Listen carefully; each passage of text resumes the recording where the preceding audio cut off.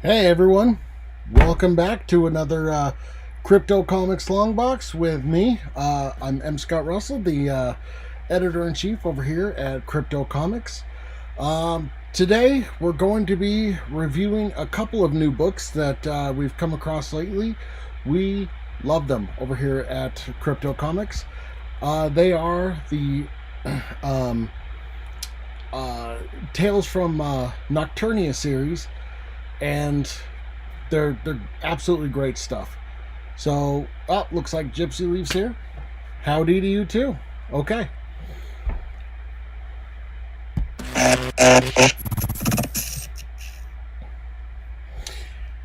So, these guys, as you can see, they got this great, absolutely great Kickstarter. So I have actually added the link in the description. You gotta check these guys out.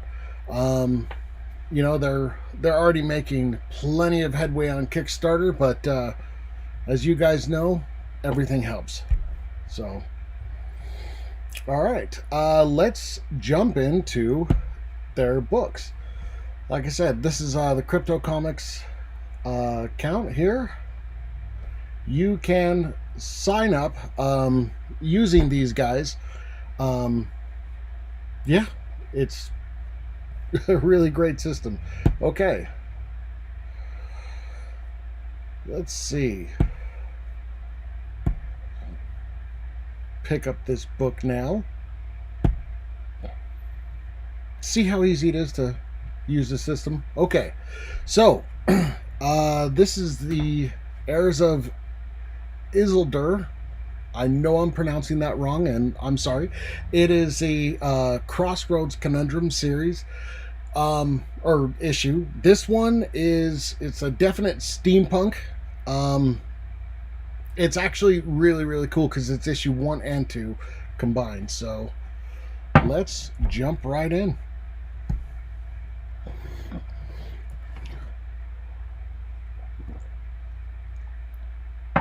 So right here, already we're just kind of giving a little bit of backstory to everything. Not a whole lot.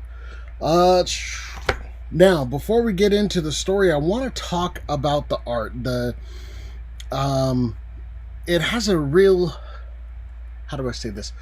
Probably a Kevin Nolan feel to the art and inking. Covers are absolutely phenomenal. Just hitting up. Okay.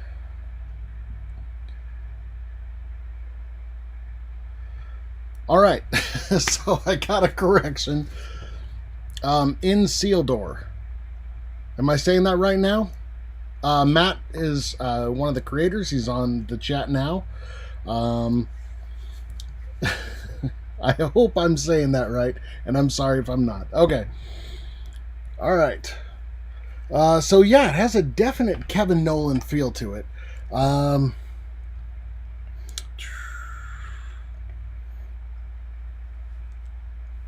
So as of right now, we're just really getting into who this guy is, and this is Michael.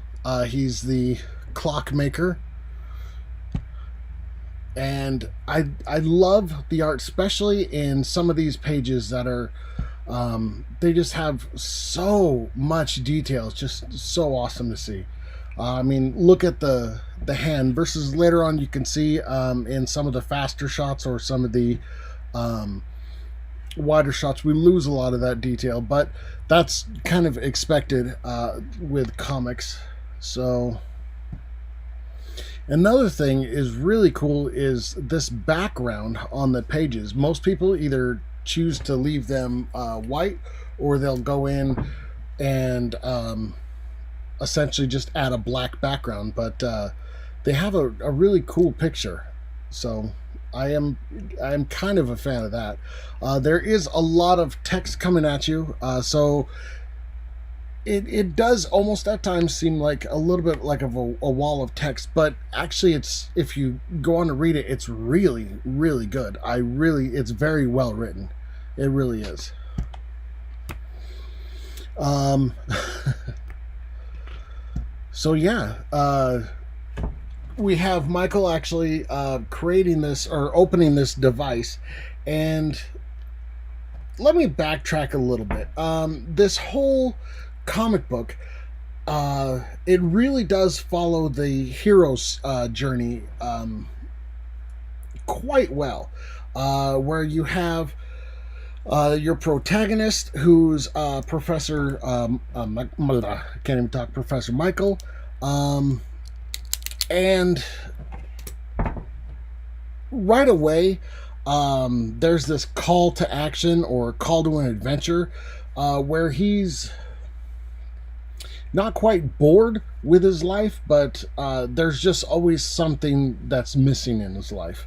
Um, and then, on his way home one day, he decides to take a walk and kind of take the scenic route. And he sees this door, so it's right next to his house, and he needs to get inside that door for some reason. So he finally does, and he's kind of exploring, and he sees the machine that actually caught his eye through the window of this door. And he just has this overwhelming need to put it back together. So as he does, he realizes there's missing a single gear. He reaches into his bag and kind of finds the gear, and there's this whole machine is this kind of supernatural aid in his call to action, and by putting it together, he crosses that threshold of the typical hero's journey. You'll see that a lot in Star Wars when he finds the droids and stuff. There's that distinct moment that drives the rest of the story. So, when he finally gets this gear and puts it in there, it's one of my all-time favorite lines from this particular comic book. He puts it in there, and he's expecting something magical to happen. After all, in the hero's journey, there is that supernatural aid, but nothing happens. And so he just kind of looks at it for a minute, and he's like, well, that was anticlimactic. And after he says that, that's when everything comes to life, and there's this huge burst of energy. And I mean, if you look at the art in this is absolutely phenomenal. Just the art, I love this. This looks so good. Okay, so kind of gets knocked back, and then this everything is going weird. His watch is actually one hand is moving forward, one hand is moving back, and he's commenting on the fact that that's physically impossible for the watches, but yet it's happening. They start to glow, and there's this guy who kind of steps through, and right away, usually that is your in the hero's journey, that's more of your mentor. If I would, so you have people like Obi-Wan Kenobi. After the Luke sees the droids, which is that kind of call to action or call to adventure, then he meets Obi-Wan. You have Harry Potter with Dumbledore. You even have Mr. Miyagi. So there's that distinct mentor. One of my favorite ones is probably Professor John Keating from Dead Poet Society. Once again, that mentor. But it's interesting that this kind of subverts it, and you can see that he's completely out of time, and he's lost his memory completely. Doesn't even know his own name. So we get to actually, he still pushes Michael along, but you're seeing it through this guy's eyes, where everything's just new. All right, let's jump back over here. Looks like there's a lot of chat going on. Okay. uh, Matt and Steph are here. I want to see Joe cosplay as Michael. Actually, now that I think about it, yeah, Joe from CryptoComics would be a perfect Michael if we can get him dressing up for the next convention. All right. Okay. So we have Jason. Hey, how you doing, Jason? And Jared says, love the way the panels seems how easy it is to follow the story. It is very easy to follow the story. Now, one thing I was mentioning before was there is a lot of text, but a lot of times you kind of lose your place when there's that wall of text. But the way they Matt is able to actually work it into the story, it doesn't actually, it's not hard at all. It flows so naturally, and I love that. Let's see. Really dig the lightning effects on the artwork. So do I. So do I. We relettered the entire series for the trade, and this issue is pulled out of the trade. And Steph was a stickler to make sure that the flow was easy to follow. Like I said, it is really easy to follow. Okay. All right, Steampunk is awesome. Steampunk with a 12-track album and music videos. That is one thing that I do want to actually highlight here. If you... Let me see, where is it that he's actually telling his story? I think I passed it somewhere. Okay.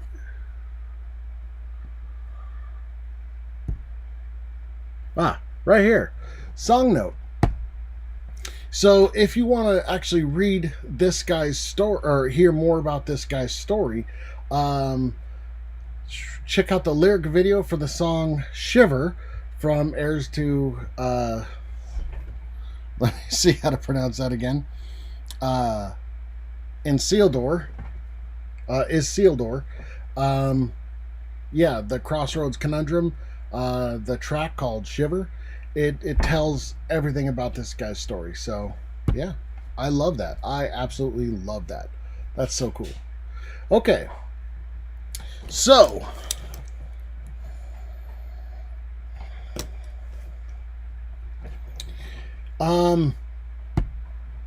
pretty soon, they talk about their story, and he sees the Roman numerals on the watch, and he recognizes them from when he was kind of trapped, and everything is essentially just out of order. So he's like, I don't understand what's going on.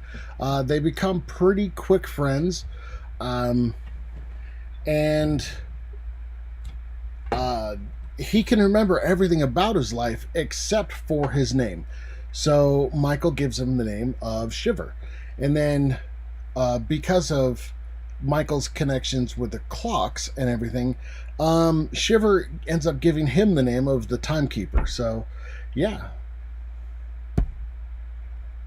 And once again, at the end of the first issue, he kind of gives some really cool, interesting tidbits about the comic. Like, Shiver was the first character revealed to the public.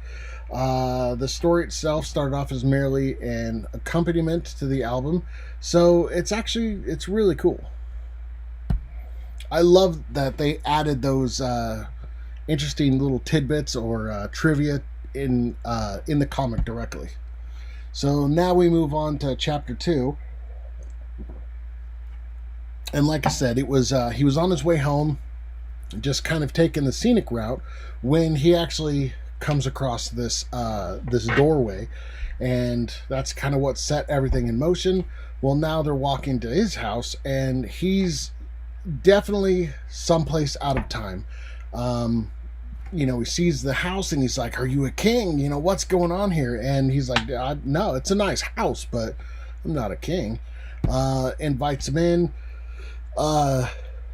Essentially has to show him how to turn on the water in order to take a shower, and then he kind of has to take a step back, and he was like, hey, look, you know what, don't even worry about turning it off. I understand that nothing here makes sense, so just let me know when you're done and I'll come turn off the water. So he kind of goes down to his office and he starts thinking about things, and he realizes all his clocks are off from each other. So, being a clockmaker, he was always worrying about them being perfectly in sync, and it's kind of you can tell it kind of sets off a little OCD alarm here, but it's pretty cool. And he comes down, and he was like, hey, there's a lot of exposition that goes into them just kind of talking and figuring out the plan, what they're going to do next. And then eventually he's like, dude, I got to get some food, man. So right here is, it's kind of funny that I love the fact that while they're eating, one of the things he offers, he's like, dude, we got to get you your own pocket watch. And where is it? While we're at it, let's see.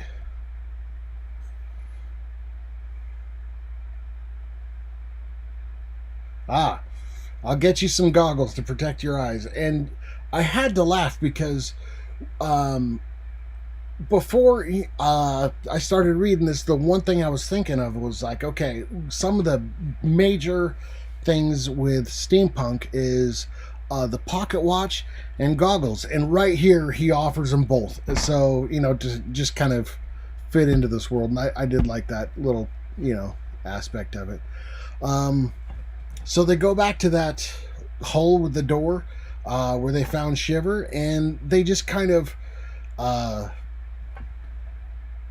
first thing they do is they really clean up, and then they activate another machine. Well, as you can see right here, they just instantly take off because they're like, oh crap. It starts again. It's very similar energy, very similar effect, but this time it's red, and you could just see the worry on their face. It just, something about this kind of reminded me of like a steampunk Bill and Ted's. So yeah, just instantly trying to get out of there. But right here we have somebody else step through, and this is where the story gets really emotional. These are right here, these eyes, just something about it, the progression of the four eyes, where it's just kind of wide-eyed and in shock, and then kind of softens and then tears up, and the last, the eyes close and is actually starting to cry. We learn a little bit about what's going on with her, but just look at the art in this. It is absolutely phenomenal. And one thing that we find out is she was actually about to commit suicide before she came through this same portal. And I mean, just the line work is so amazing. I love this. And instantly they become pretty good friends. She didn't seem to have much going on with her, but in this whole sequence, he uses the word time a lot, but it's different meanings. I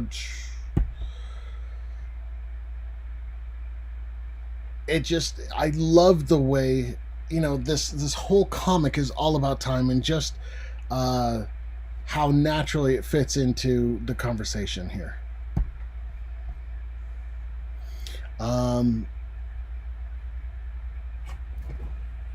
So right here,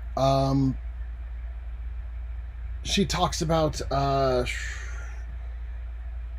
like a clock wouldn't skip a single second if I remove myself from its view and all that kind of stuff. And it really, really works. Once again, she's kind of suffering the same results as Shiver, where can't remember her name but remembers everything else about herself. So they give her the name of Merc. And then, in order to learn more about her, you got to listen to the song Murky Waters. So once again, I love that they added that in.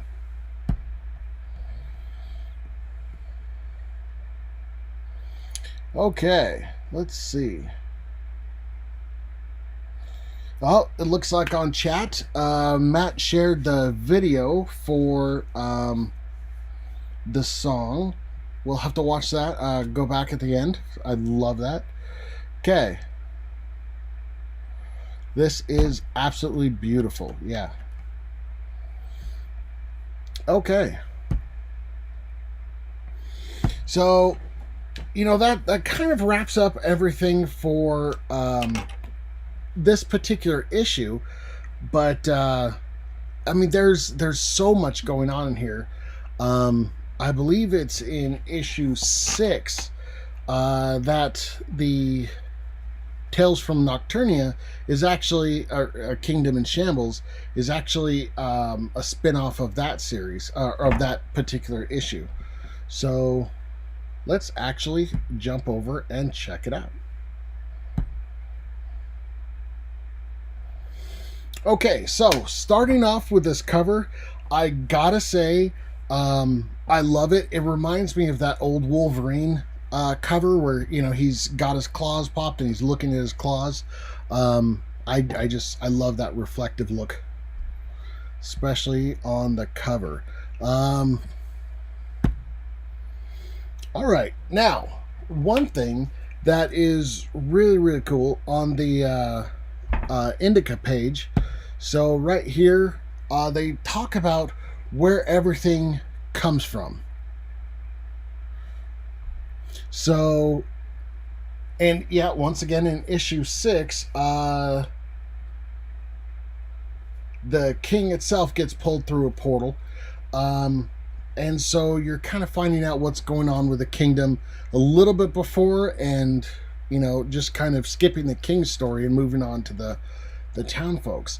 And it's really cool that they're talking about the artist Javi. Actually, one of the panels, it really inspired them to write this other story, which again inspired Javi to do more of the art. So it's this kind of never-ending cycle. So they give you a warning: be ready for it, embrace it, and run with it. Always be looking for that inspiration. Now, another thing they kind of do that's really different is right here. You see Steph, Matt, and Javi, kind of dressed up as the knights. Where they got the pencil and the quills and everything. It's really fun to see. Okay. Someone is at the front door. Now, moving on to page 2, I love the way they have the panels actually laid out, and they're just off tilt, and it just gives a quick story, which is kind of a recap of from that other comic that I was saying. Like I said, this is a spin-off series, and the perspectives are so different, and as you can see, it does move into more of the basic panel layout by page 3, but as you can see, it's just still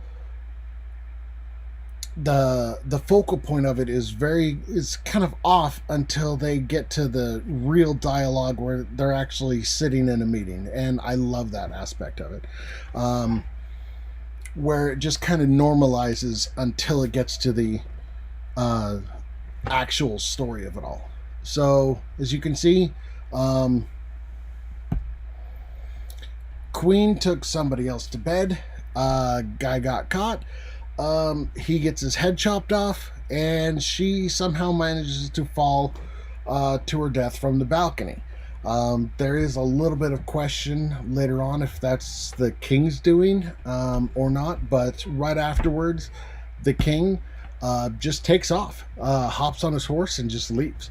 So they start talking about what to actually do. I mean, if the king was to die, they were supposed to have the queen, but she was executed, and so they didn't have any kids. So, I mean, we didn't even have the option of like a Prometheus heir. So there's nothing nobody knows what to do. King Edward actually had no heirs. Same with Alexander the Great. Alexander the Fourth was born after Alexander's death. So all these people are kind of in this beginning stages of this argument as to who is going to actually rule the kingdom. And the executioner's like, hey, I got this idea. And instantly they're like, oh, I needed a good laugh. And he hasn't even stated his idea. He just stated, I have an idea. So already you're setting this, the executioner up to be like this kind of downtrodden character. But it's a very different type of hero story that he's going on. It's not the same as Michael from the other stories where there's that call to action and he's just, there's something else in life. This guy just absolutely hates his life. He hates everything about it. He doesn't feel like he was ever meant to be what he is. And everything is just, it's going bad for him. First off, he's an executioner. And then throughout this story, you actually find out that that guy who he had to execute was actually his one and only friend. And it seems like there was a connection with the Queen. I'm not entirely sure what that was. But yeah, so there was definite connection with the Queen. So the only two people that he actually cared about, one he had to kill, and the other one possibly fell to her death or was pushed. Either way, right then and there, he lost both. So one of the things is early in the pages, they just keep talking about the only thing is slashing and killing and slashing. Like, that's it. You're the executioner. That's what you're born for. Don't even try to think. So they ask if he can preserve the Queen's body to figure out where she's going to get buried, because they're like, is it a suicide? All that stuff. So he's like, yeah, I can preserve the bodies. Just kind of goes about, and instantly they're like, well, they ask him a question, and right away there's that callback. He's like, all you think I'm only good for is killing and slashing and killing. Leave me alone so I can do my job, basically.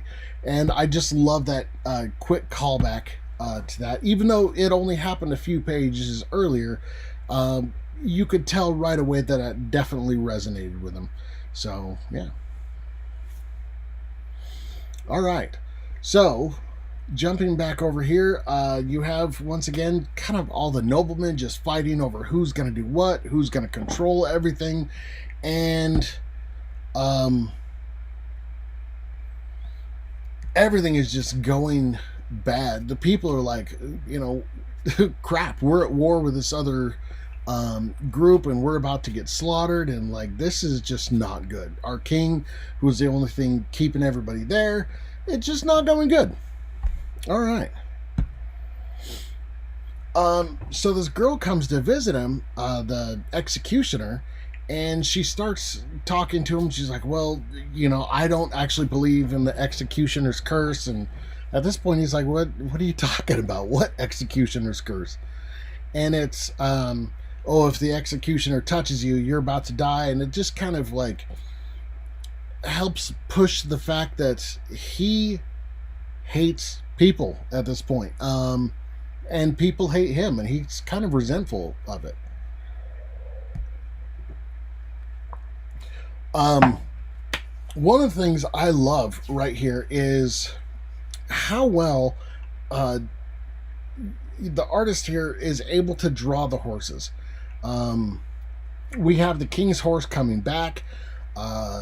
It's burnt, but not from a campfire itself. So they're wondering, is the king still out there? Like, what's going on? And Once again, the angles is just, it's really cool to look at. So,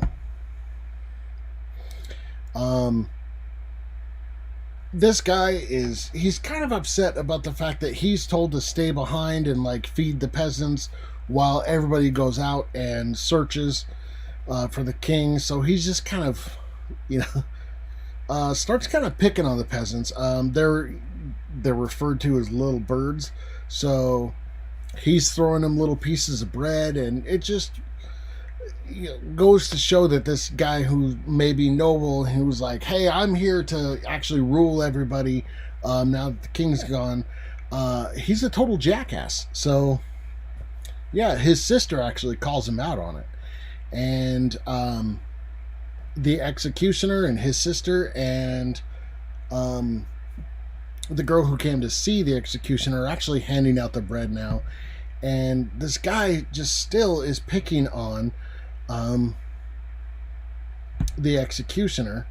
And as you can see, they kind of start to, you know, figure out what was going on and ish. So once again, the animals are great. I love the artwork on that. So raccoon gets caught by an eagle, thrown in the nest. Big thing. I'm not even sure what you would call that. I don't think it's, you know, it wouldn't be quite a griffin, but it's just this massive horned bird comes and pretty much grabs the raccoon, takes it to his castle, and you find out that it's the spy for this you know, evil guy. Kind of an evil king, I should say. This guy just, he really has a strong Darth Maul feel to it. So yeah, I like that. He's a shapeshifter, and he basically tells him, look, the king is captured over here, and we, you know, everybody there thinks that you guys did it, so they're on their way here. And you know, this king's like, I might be able to take advantage of this. So yeah, that's kind of where it ends. Okay, now this next one, I have not had too much time to actually review it. I did have time to actually kind of skim through the story a little bit. This is issue 2. Now, your art, right away, it's picking up where the last one left off. The art tends to feel a lot brighter in this, and the inking style is a little different as well. For example, the kind of mustaches going into the beard, it looked a little plastic at times, but here it's so much, you know, so it's smoothed out quite a bit.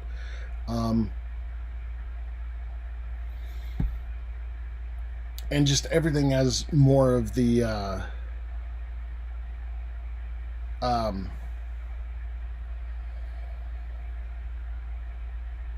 varied line weight feel to it. So towards the end of the first issue, a lot of the line weight seemed to be, it didn't vary too much between the exterior contour of the subject versus the hatching on the inside. It did tend to stay the same, but here in the second issue, it gets worked out so smoothly. And one thing I've noticed is they let the colorist really pick up a lot of the heavy lifting for the art, and it really shows. The colors are more vibrant. The colorist adds so much more detail, and it works so much beautifully, or so much better. Oh, it looks like Jesse Hansen from Cornerstone is the inker on issue 2. This is why the inks look way different. Okay. All right. So it's still, you can still see, you know, the same great artwork. The inking just adds so much more to it. and the colorist just, the coloring's so much more vibrant. I love it. So a lot more splash pages that are just, this one is technically not a splash page because it has, the two separate panels, but it just works as one amazing piece. Andrew Fry says Jesse is my spirit animal. Jesse Hansen from Cornerstone. Yeah, great artist and great guy. So yeah. All right. Everything just, it feels a lot more relaxed, even though there's a lot more going on. The poses seem to be, you can tell by this point, everybody's kind of more comfortable with their role in the comic. So yeah, it works so well.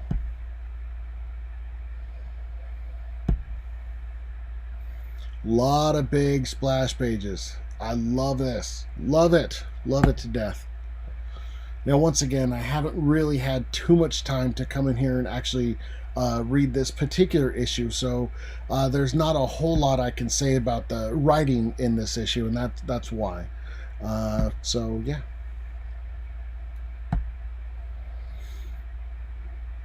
It finished being uploaded just a little bit before we actually started the video, so yeah, I haven't seen this particular issue yet. Well, I've been through it, but I haven't got the chance to read it yet, so.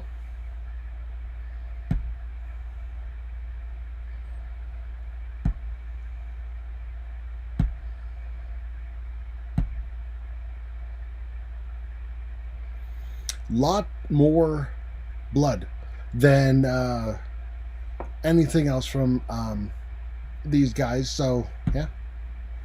But still, it is done in a more cartoony fashion than something you would see in, like, say, Sin City or something along those lines. So this piece right here, just that bar and getting slashed, it's so awesome to see. Excellent artwork.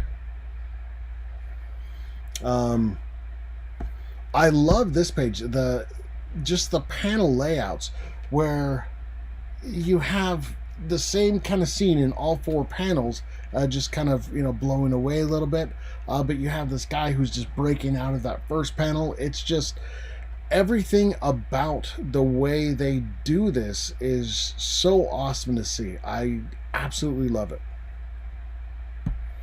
It really helps with that story.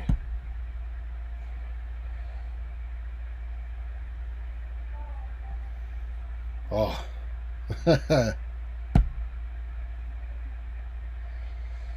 Yep. So I can't wait to see what's going to happen next. And the only way I'm going to be able to do that for right now is this Kickstarter. Okay. We still have 24 days to go on this. You guys have got to get in there. They're offering some really cool, not pledges, but, what's the word? Rewards.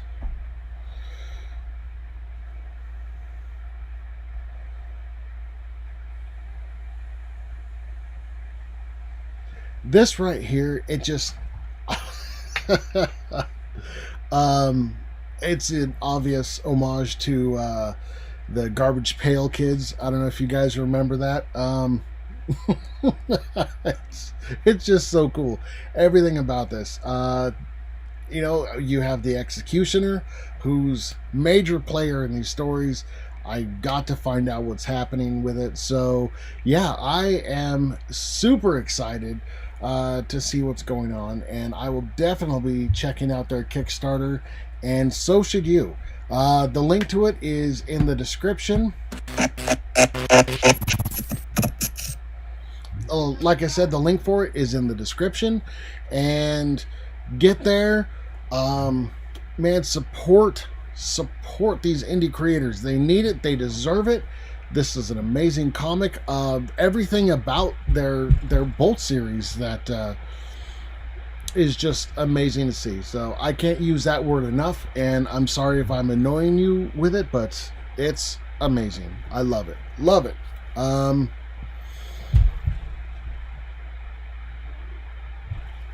So yeah, that is all I have today, and we'll be back on Monday with another CryptoComics couch, and next week on Wednesday, so a week from yesterday, we'll actually have Matt Knowles and Stephanie on the CryptoComics Spotlight. We'll be able to ask them questions and chime in with your chat. We'll get your questions to them, and it's going to be an awesome experience. So thank you guys. We'll see you soon.